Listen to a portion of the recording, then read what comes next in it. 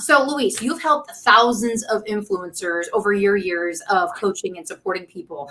What have you noticed? Is there a common thread or something just special about these, 6 to 8 figure kingdom mindset influencers? Yeah, Molly. It's been a really interesting journey because I always had this desire to learn from when I was so young, and I always had a massive motivation to grow.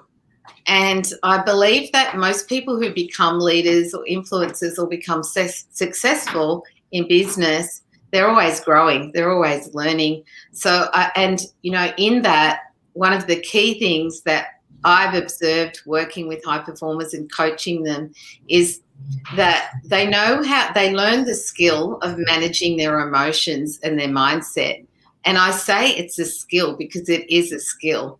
And it's you can't just go to a motivational seminar for a couple of days and then you've got it. You might be okay for a month or two, but your brain will default to its old behavior. So number one is they understand that managing the way that you think, your thought life, your words that you speak, and your emotional life to get into alignment with your faith, it's a skill set and it needs to be practiced just like going to the gym. So that's number one.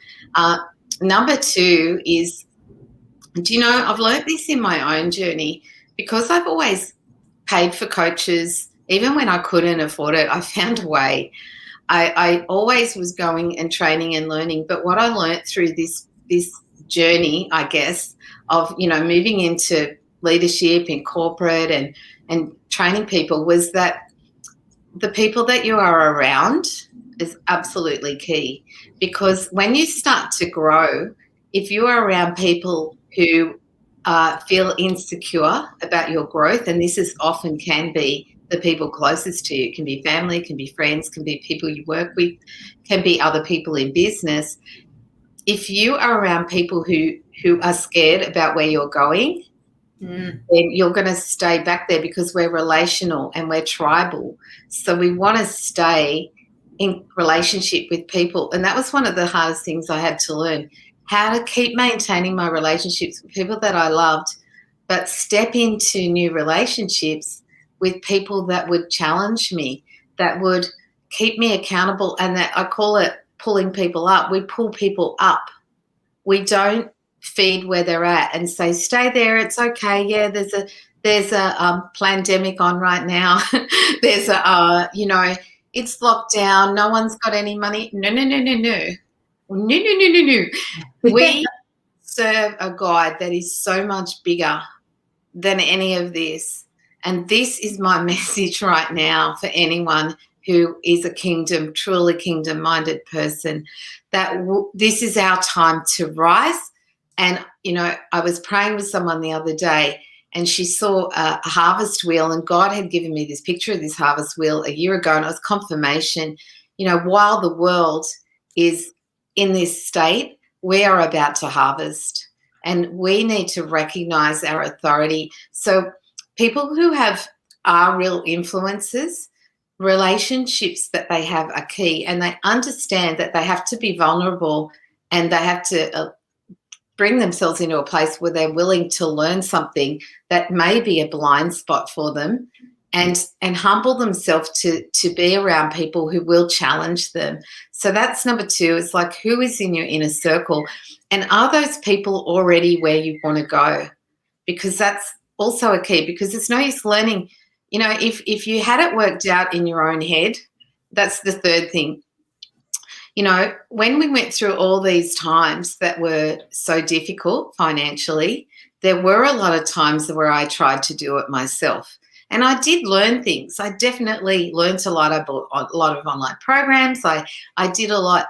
However, it cost me. It cost me time and it cost me money.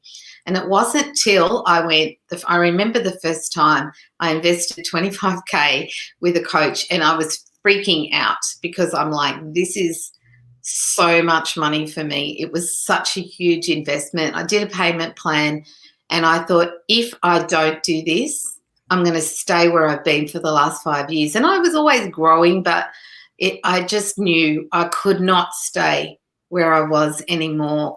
And so that third thing about investing, that comes from the state of your heart around money. And when you hold on to fear around that, you're actually coming into agreement with fear instead of faith. And God honors your faith. And yes, you need to be wise and make a good decision about where you invest your money.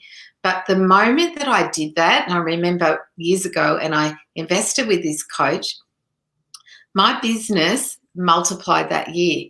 And it multiplied because, number one, I was getting good advice and wisdom. But number two, it multiplied because I had stepped out and I had made a commitment to myself that I'm going to make this work.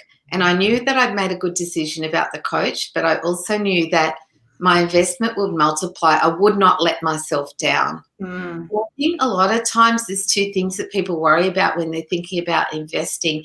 And this is where leaders and influencers, they understand this principle of sowing and reaping. They understand this principle of investing in the right ground and in land where they want to go.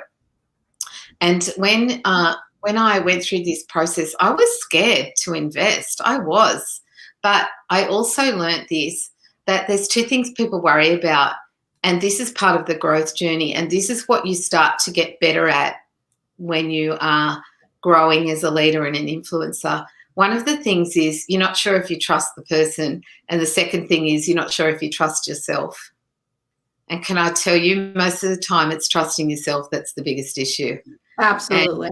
Because if you're discerning and you have wisdom, you have a discernment around, you get a sense of whether something's right for you or not. And then we get into disobedience when we start questioning what we know in our heart we're meant to do. And the trusting yourself part comes as you develop that authority and understanding and learn the skills to build confidence in the skills that you're not as comfortable with. So influencers aren't scared to invest, but that's also like something that's like a muscle that you learn to develop. And they recognize that they need to have people around them, and they go higher and higher and higher. Because if I remember hearing this, somebody say this one time, and I just really stuck with me. And he said, if you already had it all worked out in your own head, because I was on one of my do-it-yourself phases, and he said, if you already had it worked out in your head, why wouldn't you be where you're meant to be? Like, if you could work it out on your own, you'd be there, right? Mm-hmm. So,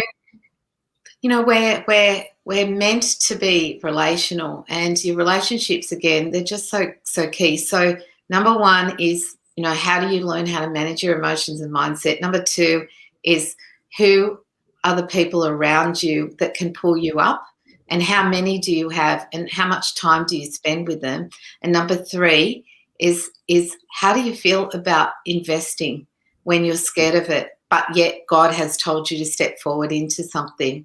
And we've seen this a lot with our clients, where they've come to me and they've been scared of making an investment, and they've said to me, I'm scared. This is but I feel like God's telling me to do it.